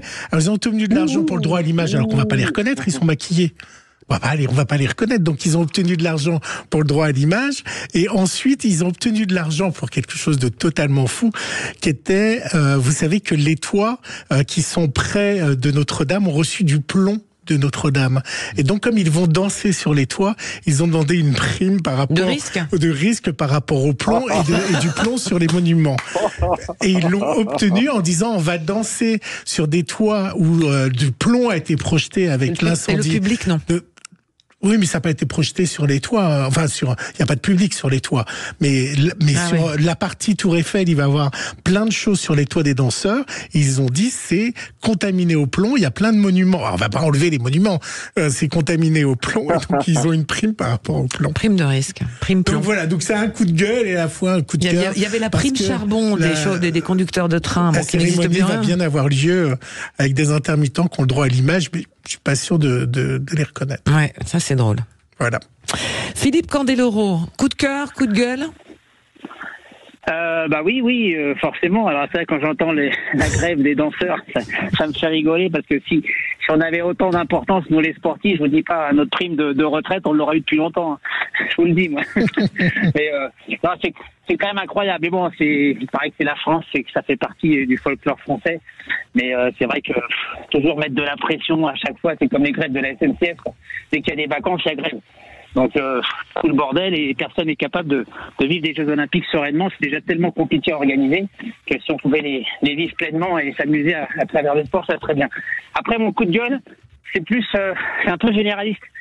C'est-à-dire, j'ai toujours trouvé ça dommage que depuis qu'on a intégré des sports co comme le football ou le rugby, en fait, on est obligé de commencer les Jeux avant la cérémonie d'ouverture. Ça, je trouve ça complètement absurde. Voilà. Pas faux. C'est mon coup de gueule. Oui, parce que du coup... pour moi, les Jeux, ils commencent qu'à partir du moment où la vasque a été allumée et que la fête commence, quoi. Et là, ça gâche un petit peu le plaisir de voir cette fête qui s'anime avec tous les acteurs qui sont sur le stade olympique à ce moment-là. Vous imaginez si la France perd, ça veut dire qu'ils vont être sur le bateau en train de défiler alors qu'ils sont plus dans la compétition. Pour rebondir sur ce que dit Philippe Candeloro, ça veut dire qu'on aura peut-être notre équipe de rugby qui sera sur le bateau, mais qui auront perdu. Non, ils vont gagner. Ils vont gagner. Ah oui, ils vont gagner, mais ils ne seront pas d'ailleurs. L'équipe de rugby ne fera pas partie de la cérémonie d'ouverture. Ah bah voilà, vous me donnez une information. Bah c'est pas normal. Hein. Si, parce que c'est pas du payoff. Si. Tout le monde ne défile pas c'est vrai. en fonction des... C'est bien d'avoir du pont sur le bateau. Attendez, Jean-Luc Crétier. Dans les sports d'hiver, nous, si vous voulez, les descendeurs, on fait tous les entraînements avant la cérémonie d'ouverture. Et comme la cérémonie d'ouverture est la veille de l'épreuve de descente, on n'est pas sur la cérémonie d'ouverture. J'ai fait 4 Jeux Olympiques, j'ai fait ni cérémonie d'ouverture, ni cérémonie de clôture, parce que après les épreuves, on part. Alors, il y en a c'est simplement c'est lié au sport en fait. Philippe Candeloro. C'est aussi un choix par rapport aux épreuves. Moi, je me souviens de Lillehammer. On a attendu 2 heures. Il faisait -16 dehors. Alors, je peux te dire que si t'as pas vécu la cérémonie d'ouverture de Lillehammer, je pense que t'as sauvé tes petits pieds. Et on en a besoin. Toi comme moi, on en avait besoin. Mais je peux te dire, heureusement, j'avais la compétition 4 jours après. Et c'est vrai que c'est un choix. La cérémonie d'ouverture, il y a beaucoup d'attentes. Il y en a beaucoup beaucoup moins maintenant. Hein. Et puis voilà, se balader en bateau sur la Seine, à un moindre coût, ça va être sympa pour tous les athlètes olympiques, quand même. Oui. C'est ça qu'il faut souligner. Le côté positif du père Candel, vous voyez. Oui. Et alors, mon coup de cœur, si je peux vous inviter à regarder en replay l'émission qu'il y a eu après ce qu'il y a eu sur France Télévisions hier sur la 2, après l'émission de Laurent Luyat, il y a eu un reportage sur justement toute la préparation des Jeux Olympiques et qu'est-ce que représentent les Jeux Olympiques. Et j'ai trouvé ça très instructif, même si je connais l'Olympisme et je connais la plupart des gens qui ont parlé dans cette émission. Et j'ai trouvé que c'était assez bien foutu. Voilà, un beau film documentaire. Donc je vous invite à aller le voir parce que ça fait du bien de revoir plein d'images d'archives et de connaître justement les anciens athlètes qui ont encore du respect par rapport à d'autres. Oui, c'était de nouveau un documentaire des frères Naudet, différent de celui qui a été diffusé en prime. Il était extraordinaire et tout ça est disponible évidemment en replay sur France.tv ou sur France TV Sport. Vous pouvez regarder ça. En entendant les sportifs, je me disais, ça serait génial de faire les Jeux Olympiques de tous ceux qui ont eu des médailles. Avec les anciens sportifs. Non, mais ça oh là là. On peut changer de discipline. On a le droit de changer de discipline. Mais ça serait top d'avoir tous les anciens des JO qui s'affrontent une fois. Moi, je veux bien concourir au curling. Ah. Parce que le judo, à mon âge, ce serait pas raisonnable. Non, ce qui serait sympa, c'est d'organiser des jeux avec justement tous ceux qui ont fait les jeux d'hiver, on passe aux jeux d'été. Et vice-versa. Ah oui, c'est pas mal aussi comme idée. Puis après les jeux d'été, il faudrait que toutes les compétitions soient vraiment en extérieur. C'est ce que me dit Pascal Eouzan là sur un message qui nous écoute, le président du collectif, et qui dit après tout, pourquoi les jeux d'été, il y a des choses qui se font en salle, climatisées, et ça se fait pas tout en extérieur, et les jeux d'hiver aussi. C'est pas toujours possible, notamment pour l'escrime par exemple au Grand Palais. Ils ont bâché pour pas avoir de reflet. Donc celui qui a le soleil dans les yeux, il est quand même pas favorisé. Et le tatami de judo, pour bien connaître, un tatami, c'est une matière plastique, et donc quand le soleil tape dessus, ça peut brûler les pieds.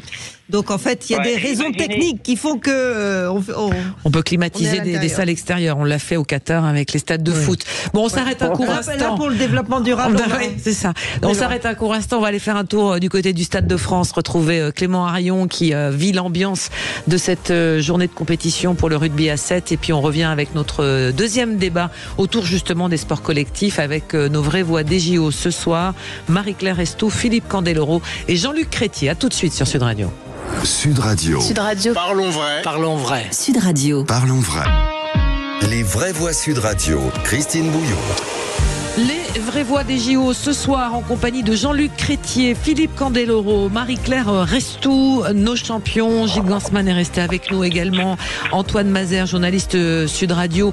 On va revenir avec vous dans un instant sur votre pile ou face, côté pile, côté face de ces JO, avec pas mal de petites infos insolites, mais pas que, et assez folles. Mais on fait un crochet par le Stade de France avec Clément Harion. Comment ça va, mon petit Clément ? Ça va très bien, Christine. Ça danse. Ça va très bien. Vous entendez la musique derrière moi, j'imagine. Ah oui. C'est la pause ici au rugby à 7. On a vu deux équipes impressionnantes, Christine, et notamment les Fidji qui sont dans le groupe de l'équipe de France. Victoire 40-12 face à l'Uruguay. C'était mon prono. C'était ce que j'avais misé pour l'équipe de France. Les Fidji qui joueront contre la France demain. La France qui va absolument devoir battre l'Uruguay ce soir. Je peux vous le dire. Ça va être un match crucial donc pour les Bleus. Et puis il y a quelques instants, la Nouvelle-Zélande qui a impressionné également face au Japon. Victoire sur le même score 40-12. Voilà, c'est la pause. Prochain match à 19h, Australie-Kenya. Donc voilà, c'est la fin des premiers matchs. Une ambiance toujours aussi festive en tout cas. Qu'est-ce qui se passe justement entre les matchs à part manger du hot dog. On a les DJ qui sont sortis. Voilà, pause musicale. Les gens qui sont partis se restaurer, boire un petit coup aussi. Clément. Alors il y a des sandwichs jambon beurre, j'ai vu ça, des petits hot dogs aussi à savourer, voilà. Le classique du stade. Le classique du stade. Et la pinte à 12 €, à consommer avec modération. Et la pinte à 12 €, je m'en remets pas. Je vous comprends. Écoutez, on vous retrouve tout à l'heure à partir de 20h pour le deuxième match de la France contre l'Uruguay. On va passer maintenant aux infos côté pile et côté face d'Antoine Mazer. On vous écoute. C'est une information assez folle qui s'est passée à Saint-Étienne. Un membre de l'équipe canadienne de football féminin interpellé et jugé pour avoir volé un drone au-dessus d'une séance d'entraînement de la Nouvelle-Zélande, futur adversaire des Canadiennes. Oui, pour avoir fait voler. Oui, parce que vous aidez à voler un drone. Pour avoir fait voler un drone au-dessus d'une séance d'entraînement de la Nouvelle-Zélande, futur adversaire des Canadiennes, jeudi à Geoffroy Guichard à Saint-Etienne. Au terme de 2 jours de garde à vue, ce ressortissant canadien de 43 ans sera déféré cet après-midi devant le parquet pour survol de drone dans un espace interdit. Ah non, mais alors, les amis des sportifs, est-ce que vous vous êtes amusés ou est-ce que vous avez été espionné dans votre carrière, Jean-Luc Crétier? Oh, espionner, non, nous, vous savez, les drones à notre époque, ça n'existait pas, tout simplement. Donc, par contre, de différentes façons, on allait voir comment vous entraîniez, je sais pas, on se regardait, on s'épiait. Toujours un jeu de cache-cache sur les phases d'entraînement l'été, mais bien souvent, vous savez, les endroits où on peut s'entraîner sont assez limités, donc on était tous au même endroit et il suffisait de se regarder mutuellement, et donc on n'avait pas besoin de drone à l'époque. Philippe Candeloro, en patinage, me dites pas qu'il n'y a pas eu de l'espionnage. Je dirais plutôt que nous, si on avait voulu aller espionner les Russes, je pense qu'on aurait été arrêté vite fait à la frontière. Et même avant la Russie, je pense. Il y avait que qu'on pouvait éventuellement aller espionner parce que c'était la nation la plus forte, qui est encore aussi le cas aujourd'hui, même s'ils sont interdits de compétition, ce que je trouve regrettable. Sachez que la préfecture a annoncé que chaque jour sur Paris, il y a 18 drones qui sont arrêtés en moyenne.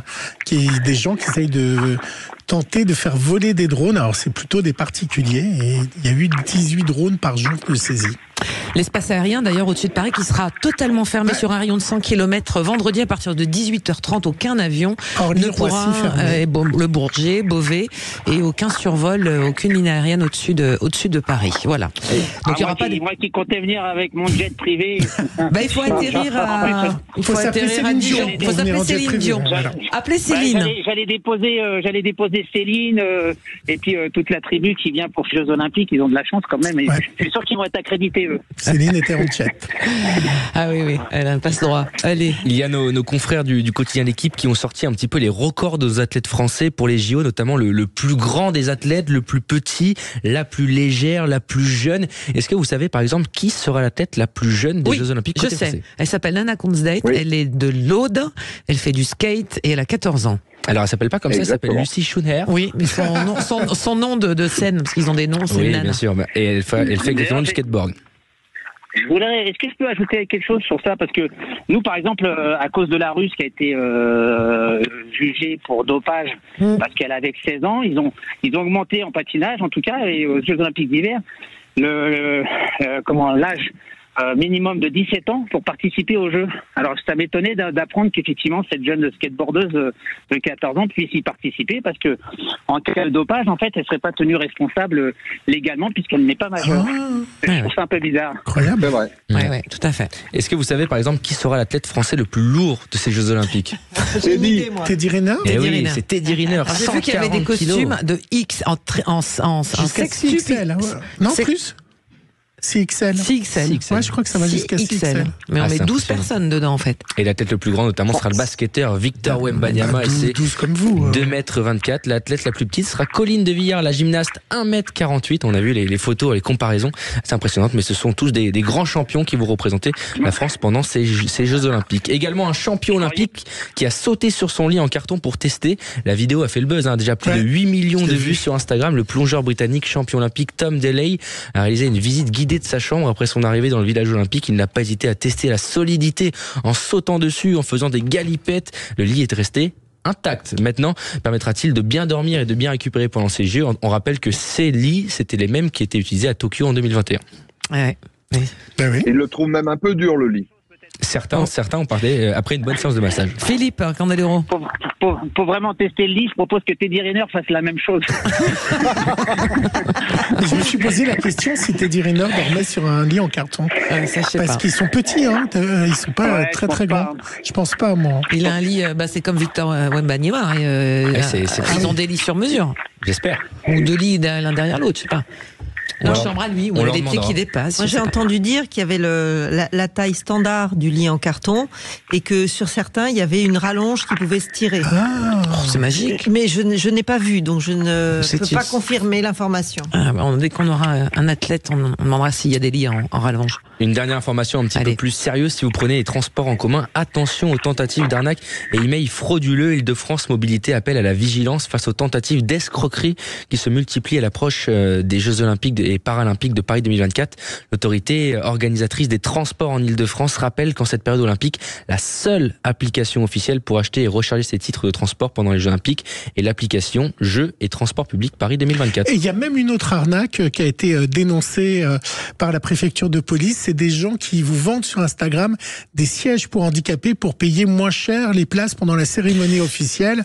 Parce que évidemment, quand vous êtes, ne me faites pas rire, quand vous êtes handicapé, vous payez moins cher et donc vous pouvez vous procurer. Il y a tout un business pour vous procurer pendant une journée pour louer un siège pour être avantagé et payer presque pas cher à la cérémonie d'ouverture.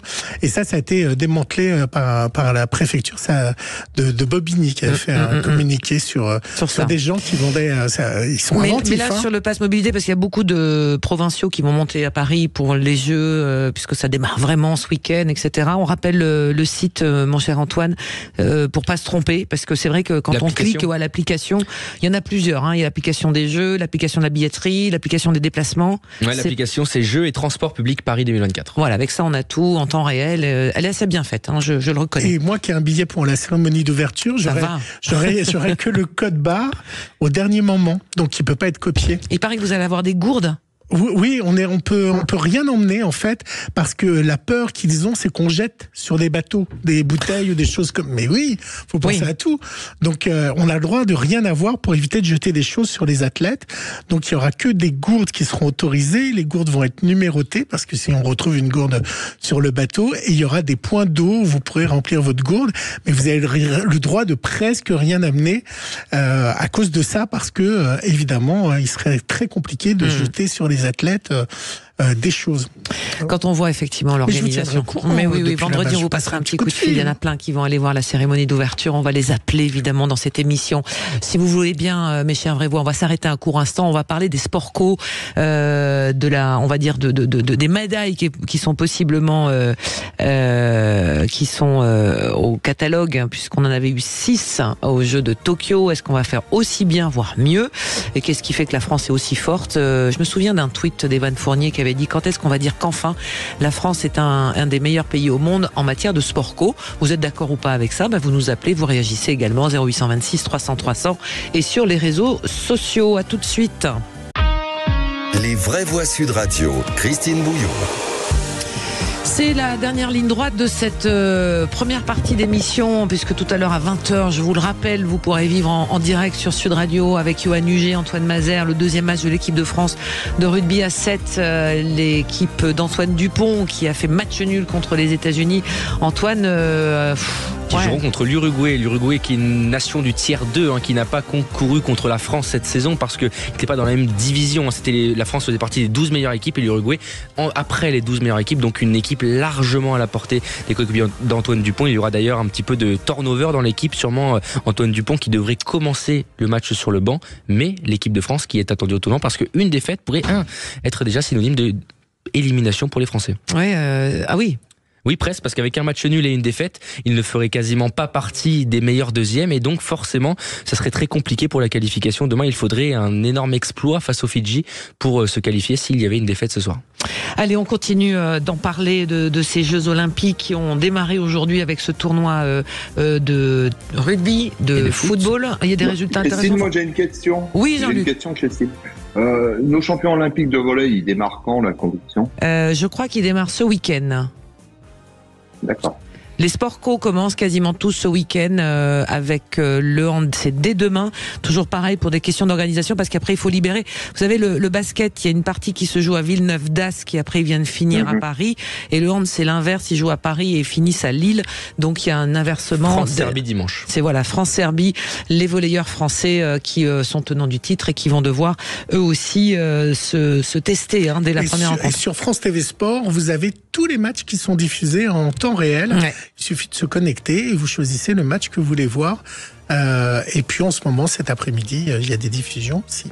Alors, c'est sport collectif, c'est Sport Co qui entre en piste. Donc 6 médailles pour les sports collectifs sur 33 à Tokyo. Certains disent qu'on devrait faire aussi bien, voire mieux. Basket, hand, volley, foot, hockey sur gazon, rugby. On pense aussi au 3-3 en basket, au beach volley, filles et garçons. Et à chaque fois, filles et garçons, puisque par exemple, au handball, les filles et les garçons sont tenants du titre. Alors, est-ce qu'on sera capable de faire mieux? Est-ce que la France est vraiment, comme le dit Evan Fournier, le basketteur de l'équipe de France, l'un des meilleurs pays au monde concernant les sports collectifs? Est-ce que d'autres s'en inspirent? Alors, nos vraies voix ce soir, Marie-Claire Estou, Philippe Candeleur ou Jean-Luc Crétier, vous êtes tous issus d'un sport individuel, et qui réussit. Est-ce qu'on peut dire que la France est la meilleure nation en matière de sport co? Je commence avec vous, Marie-Claire. Alors, compte tenu de nos exploits passés, la difficulté, c'est de les réitérer. Gagner une fois, c'est toujours plus facile que de gagner 2 ou 3 fois d'affilée. Donc, moi, je suis confiante. Je suis naturellement confiante et j'espère que ce soit les basketteurs, les handballeurs et tous les autres, ils donneront le meilleur d'eux-mêmes. Moi, ce que j'aime dans les sports d'équipe, c'est que ce que j'ai observé, c'est que souvent il y a le petit grain de folie supplémentaire qui permet que lorsqu'il y en a un qui est un peu en dessous, les autres le boostent pour aller chercher la médaille. Donc j'espère beaucoup que nos équipes vont nous éblouir. Mmh. Alors, on est chauvin et on est français avant tout, tous, donc on espère le plus de médailles possible. Mais est-ce que réellement la France est le meilleur pays en matière de sport co? Alors moi, je dis oui parce que je baigne là-dedans, mais Jean-Luc Crétier. Moi, je vous suis, Christine, parce que je baigne pas là-dedans, mais je pense que nos équipes sont vraiment... À partir du moment où vous leur mettez un challenge, vous leur mettez, on va dire, une épée au-dessus d'un terrain et ils savent se surpasser. On a des valeurs individuelles qui, dans chaque équipe sportive, qui sont juste phénoménales. Donc, le fait de concourir à la maison va apporter encore un gain supplémentaire à tout ça. Et je pense que, sauf, on va dire, malchance, il y a de grandes chances qu'ils aillent très loin dans les compétitions. Alors, selon les pronostics, Antoine, je me tourne vers vous, si vous avez le temps de retrouver avant de regarder, il y a effectivement des possibilités de médailles en basket filles et garçons, en handball filles et garçons, en volley surtout chez les garçons, oui. Football plutôt chez les filles. Plutôt chez les filles, même l'équipe pronostiquait ce matin une médaille de bronze. Et hockey sur gazon. Et hockey sur gazon, ça va dépendre du tirage, mais on est plutôt pas trop mal, même s'il y a quand même des sacrés clients. Et en rugby à 7 et beach volley, je crois chez les garçons. Oui, beach volley, on est fort. Oui. Arnaud Gauthiera avec son duo, ils sont très forts. Et rugby, on espère. Normalement, 2 chances de médaille chez les filles et chez les garçons. À carton plein aussi. On n'a pas posé la question à Philippe Candeloro. Qu'est-ce qui fait que les Français sont si forts en sport co? Alors on démarre à peine la compétition aussi. On fera peut-être un bilan différent dans 2 semaines. Non, mais on est indéniablement très bon dans les sports co en France. Après, on est en suprématie. C'est-à-dire qu'effectivement, on a du mal à confirmer un titre de champion du monde ou un titre de champion olympique. Mais on est bon. Ouais.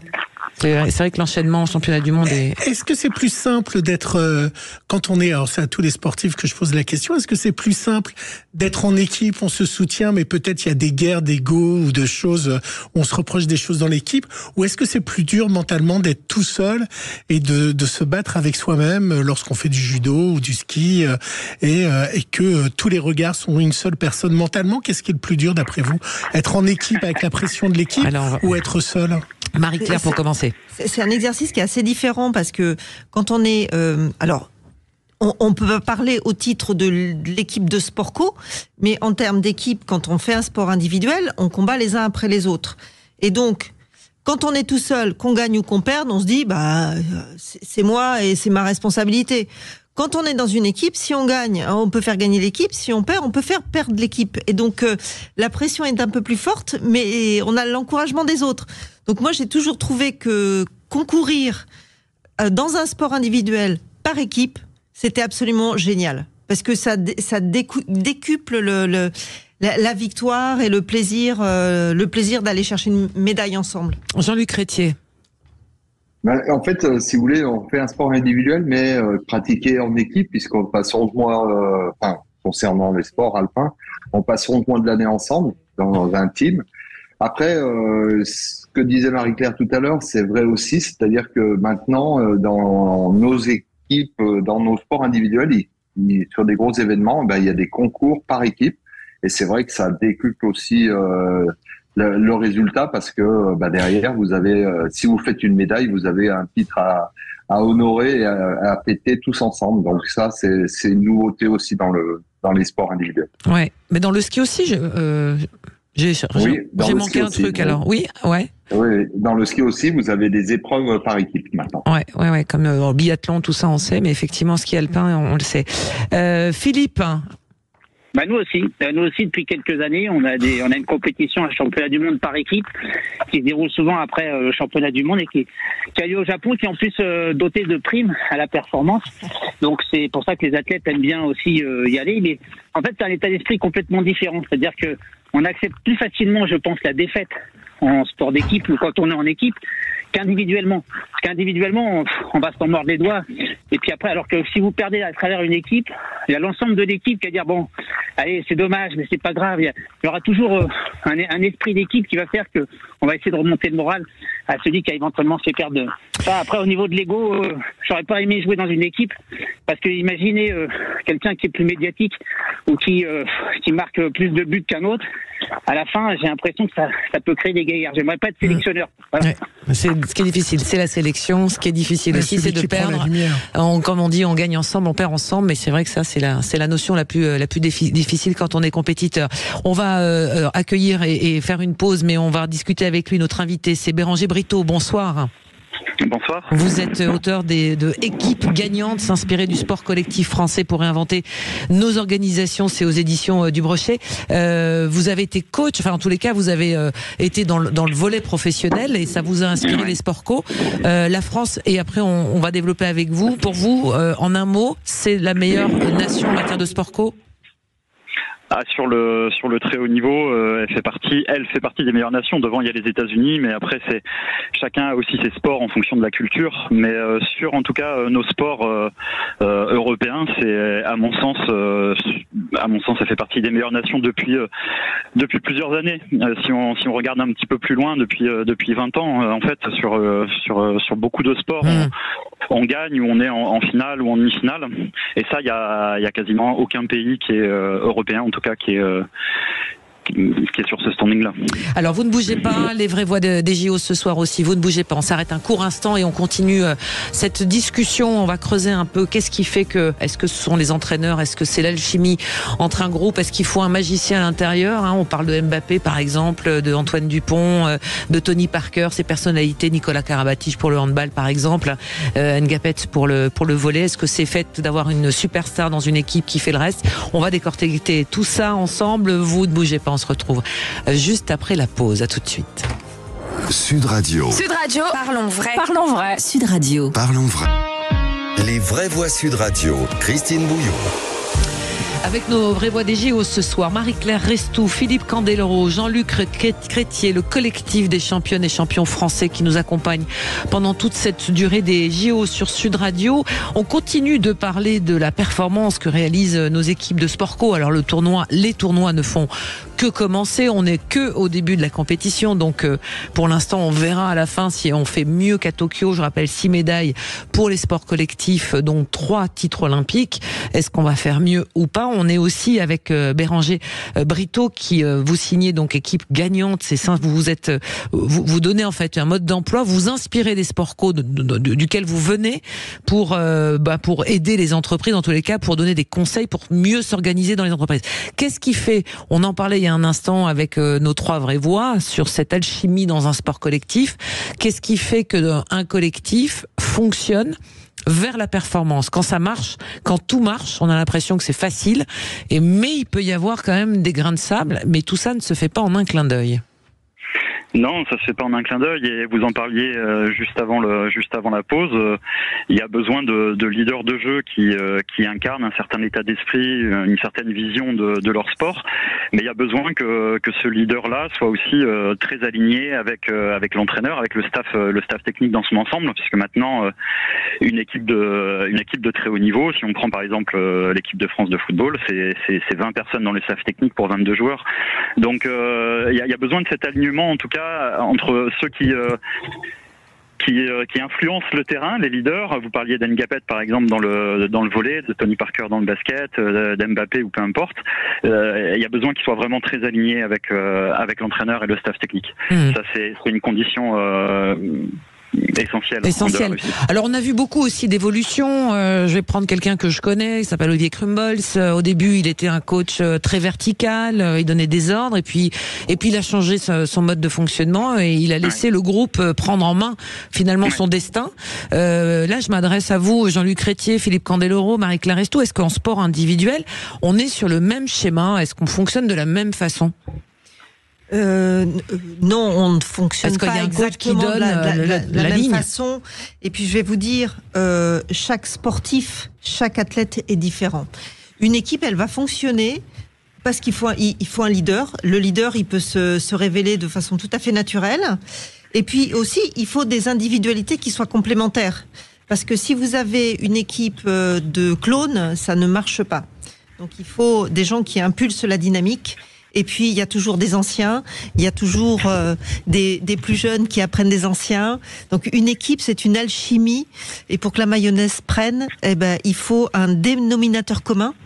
Et le dénominateur commun, généralement, c'est l'objectif qui donne envie à chacun de se dépasser pour aller chercher la médaille.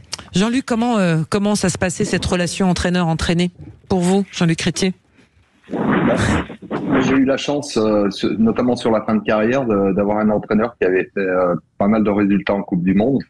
Et donc, il avait, me concernant, un discours qui était super simple. C'était que à chaque fois qu'on arrivait au départ d'une course, il me disait, là, moi, j'ai fait telle place. Donc, on va voir si tu skis mieux que moi ou pas. Et à chaque fois, c'était un challenge. Et c'est vrai que je rejoins un petit peu ce que vient de dire Marie-Claire. Dans les sports individuels, vous avez besoin d'une locomotive, mais après, vous êtes tout seul face à votre destin. Nous, en ce qui nous concerne, c'est face au chrono. Donc, à part comparer des passages clés pour voir ceux qui arrivent à skier plus vite que vous, le reste du temps, c'est surtout un travail fondamental à faire sur toi-même. Ouais.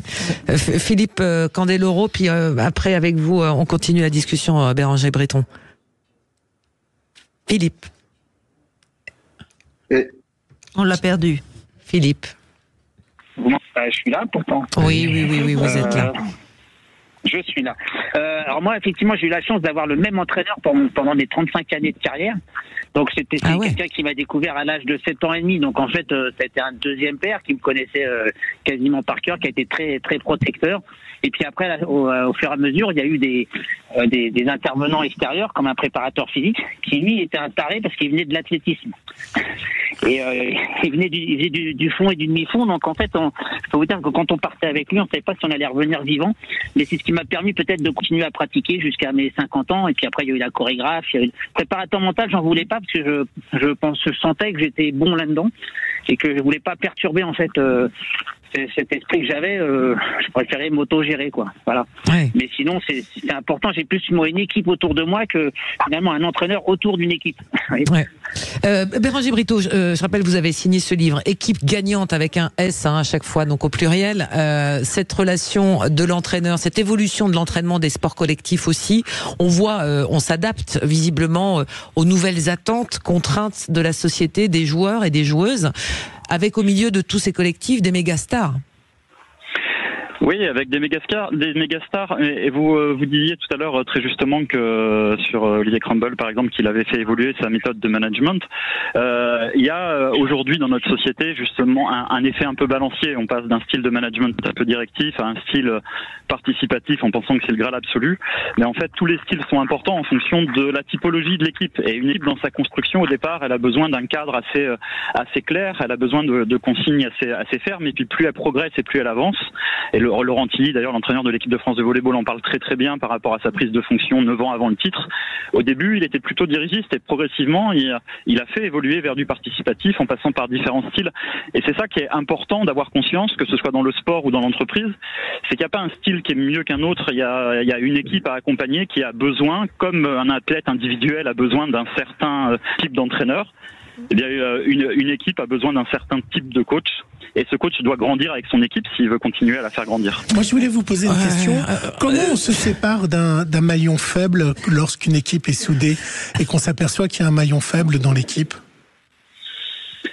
Il y a un terme que j'aime beaucoup, moi, qui s'appelle l'impitoyable compassion, qui est à mon sens l'essence du sport de très haut niveau. C'est-à-dire que il y a ce contrat moral, surtout dans les équipes nationales. Peut-être en club, c'est un petit peu moins vrai du fait des durées des contrats, mais en tout cas en équipe nationale, le deal est très clair par rapport à des objectifs de résultats, par rapport à l'importance de l'individu dans le groupe, dans le vestiaire, et à partir du moment où on constate que, et quand je dis on, c'est l'ensemble du staff technique, c'est l'échange avec le capitaine, c'est que bien un individu n'est plus raccord avec l'objectif ou la performance ou la dynamique de groupe, et bien là c'est très naturel et on lui dit simplement que merci pour tout ce qu'il a donné et on lui souhaite bonne route pour la suite. Voilà, comme dans l'entreprise, hein, comme finalement.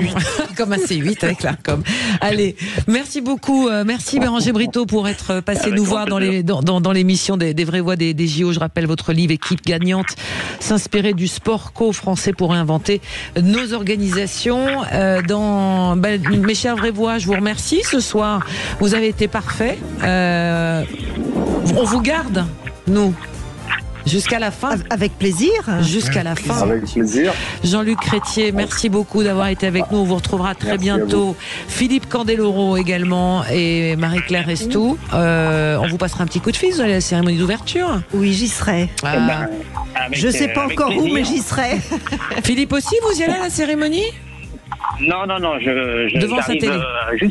J'arrive juste derrière, mais je serai devant la télé pour regarder ça de loin, effectivement. Vous pouvez pas atterrir, voilà. Je me souviens, à cause du...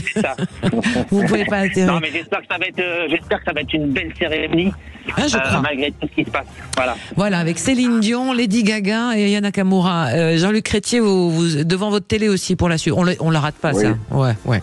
Non, allez, ça se rate pas, ça. Je vous embrasse. Très belle soirée à tous. Nous, on va continuer avec Antoine Mazer, puisqu'on a un match de rugby encore. France-Uruguay. Qui est à suivre sur Sud Radio. Très belle soirée. Merci Gilles. Merci à vous. Et merci à notre ami Gauthier qui nous a aidé à préparer cette émission. Il est là en coulisses et on le remercie. Tout de suite après les infos. Sud Radio. Sud Radio. Parlons vrai. Sud Radio. Parlons vrai.